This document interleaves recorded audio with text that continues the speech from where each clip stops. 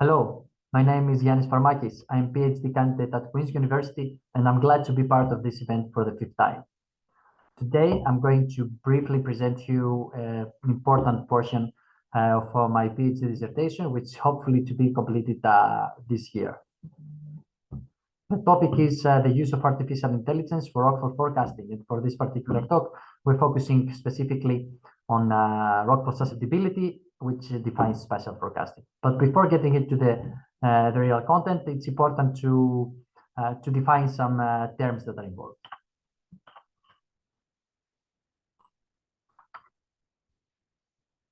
A rockfall is a discrete rock fragment detached from the face of a slope and propagated downslope by falling, bouncing, and rolling. Rockfall susceptibility is defined as the likelihood of an event occurring in a certain area on the basis of local terrain characteristics. Rockfall hazard is defined as the likelihood of an event of a given magnitude occurring in a certain period and in a certain area. Rockfall susceptibility thus essentially defines where a rockfall is more likely to occur, and rockfall hazard defines when and how the rockfall is going to occur. The answer to where a rockfall is more likely to occur has been traditionally approached mainly via physical-based models. Physically based models describe the dynamics of rockfall phenomena from the initiation to the propagation and deposition, including trajectory and energy, as well as velocity, and define the susceptibility based on the reach probability or an energy profile to distance. Physically based modeling requires a rockfall source and involves the challenge of collecting geotechnical parameters to generate realistic models relevant to the spatial resolution of the model. However, there are divergent viewpoints amongst experts within the field of engineering geology, the engineering geology community, as to whether potential rockfall trajectory should be part of susceptibility modeling or of these events. Some experts believe that trajectory analysis is a component of hazard, and this line of thinking has stimulated the development of data-driven rockfall susceptibility models. Data-driven susceptibility models approach the answer to where a rockfall is more likely to occur via the analysis of event inventories with respect to terrain attributes and define susceptibility as the probability of a given area to produce a rockfall event. As an anisotropic failure mechanism, rockfall initiation, apart from the discontinuity strength, is also geometrically governed by the rock mass structure, which can vary locally, as well as the local terrain geometry. And with rock mass structure, we mean geometric characteristics like discontinuity orientation, spacing, the persistence, and also the local terrain geometry, as I mentioned, which can describe, for example, overhanging blocks, different degrees of steepness along the slope, which is something that we also, as experts in the field, is something that we observe as critical structures. The main objective of the proposed approach is to develop a data-driven model able to assess the above local geometry attributes with respect to the rock slope evolution processes at its own scale. Almost all the geometric rockfall governing parameters can be determined to some degree by experts only by using their eyes, the human visual system. The depth perception mechanisms of the human visual system, although subjectively, allow human beings to estimate parameters such as the size, the elevation, and orientation. For instance, standing across a rock slope and observing it, in addition to color, an engineering geologist can see relative distances among different points along the slope. According to Gestalt's theory and the human visual system predisposition to group sets of elements, the expert can identify relative orientation, relative size, and roughness of surfaces, relative distance between surfaces, and areas that are closer to the viewpoint than the surrounding, meaning the overhanging blocks. And the human visual system mechanisms of making observations, coupled with the human brain's ability, the biological neural networks, and their ability to explore patterns in sets of observation, this is what generates knowledge through experience. This process is what has eventually led to the development of the engineering geological knowledge we have today, expressed by means of concepts as discontinuity sets, and kinematic analysis, which essentially comparison of different geometries that we have the knowledge that form the different failure mechanisms. Therefore, providing that an expert is able to be continuously observing and memorizing over the long term the evolution of rock slope and discover correlations with their knowledge, data-driven rockfall susceptibility modeling could be described as a vision problem. However, even in this theoretical case, biological limitations such as memory capacity, computational speed demand, would disfavor the expert's attempts to assess rockfall susceptibility. Today, we have the ability with different sensors involved in rockfall risk management. We're able to generate digital models utilizing various reality capture devices. These models include different types of information. We have cartographic information, spectral, intensity, and so on. And thus, we can take advantage of powerful 3D visualizations. We can take precise measurements and perform analysis tasks such as change detection. And all of these, they form the basis to start including more intelligent processes to formalize knowledge, inject semantics into the model, structure it in efficient ways, and this way achieve automation, achieve prediction, and also decision making. And to bypass this before mentioned biological limitations, the current study explores the potential of simulating the conceptualization mentioned before of slope scale rockfall risk management, rockfall susceptibility modeling by using computer power and artificial intelligence. It is achieved by exploring structures and algorithms known as artificial neural networks that are inspired by the biological neural networks, the function of the human brain. In machine learning, knowledge is expressed by means of features or attributes. These features can be either handcrafted or learned. In contrast to traditional machine learning classifiers, deep learning does not require feature engineering. And with feature engineering, we mean existing knowledge representations. Rather, it seeks to exploit the unknown structure in the input data distribution in order to discover good representations and form essentially its own knowledge and experience. So with the sensors we have, we can generate inventories and that are essentially spatio-temporal patterns in along a rock slope for a specific rock slope. We have the ability to perform this digital operations, the change detection tasks, and create the rockfalls as we show on the right, on the figure on the right, from the change detection and the clustering of different changes. And then if we add all of these, we have the spatio-temporal patterns of the activity.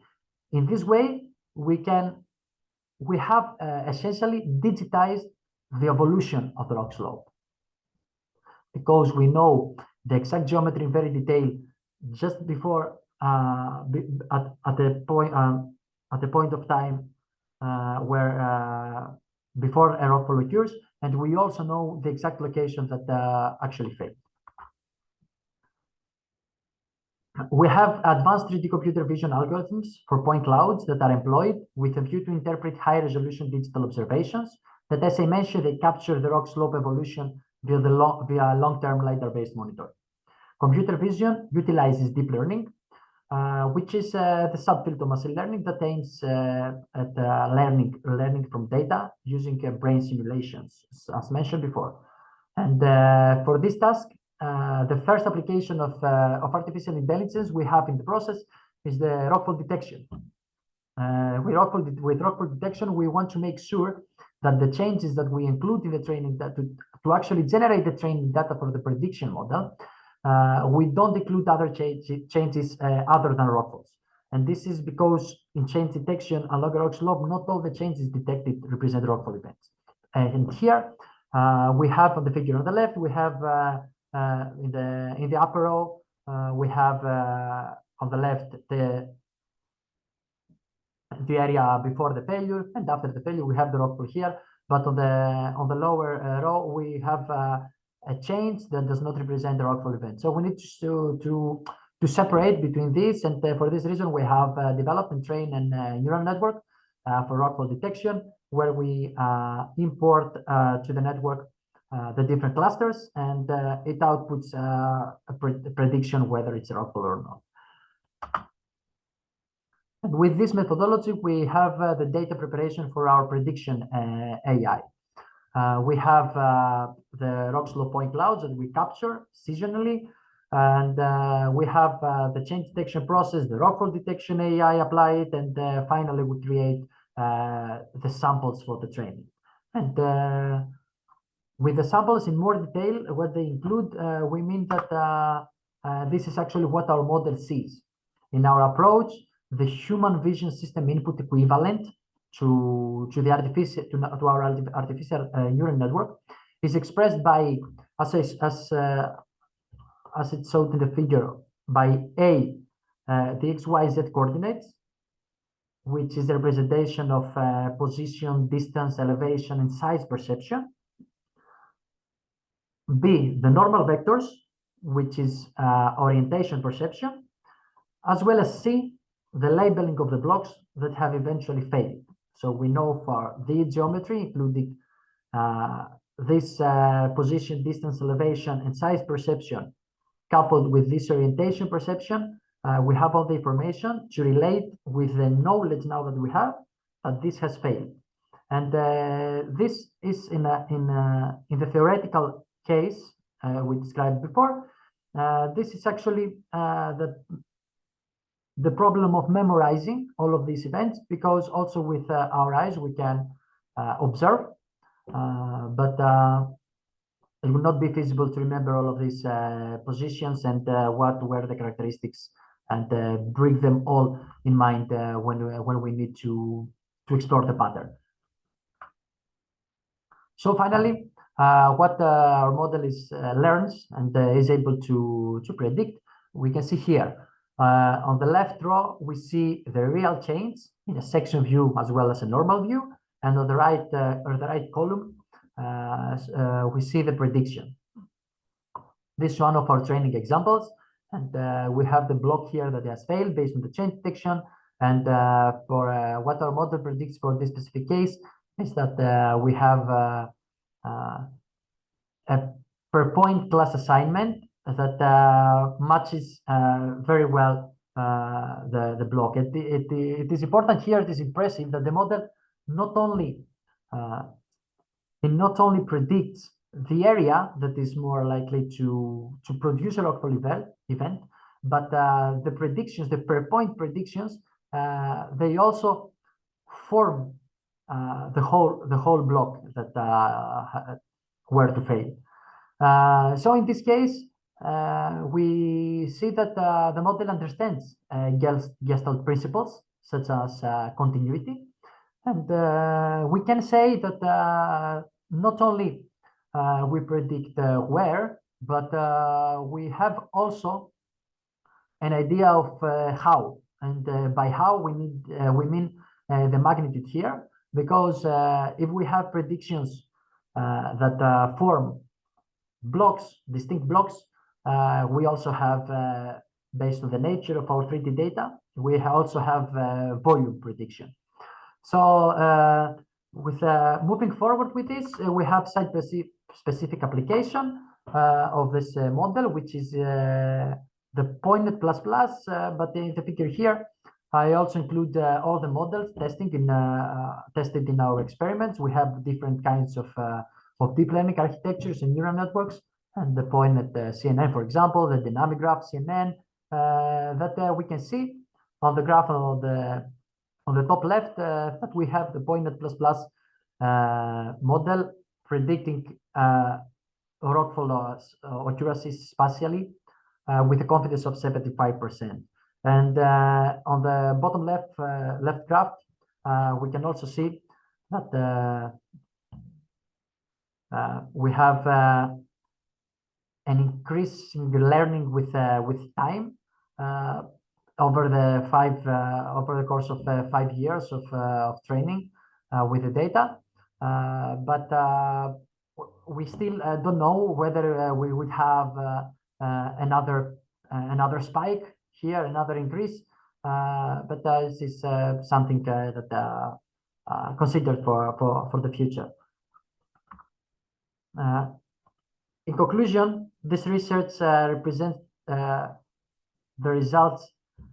This research presents the results of a novel deep learning-based approach to rockfall susceptibility modeling at the scale of a slope, and has a good potential to achieve AI development with engineering geological knowledge perception of local geometry as controlling factor of rockfall activity. There is clear indication of learning with experience of seeing data, of our model seeing data.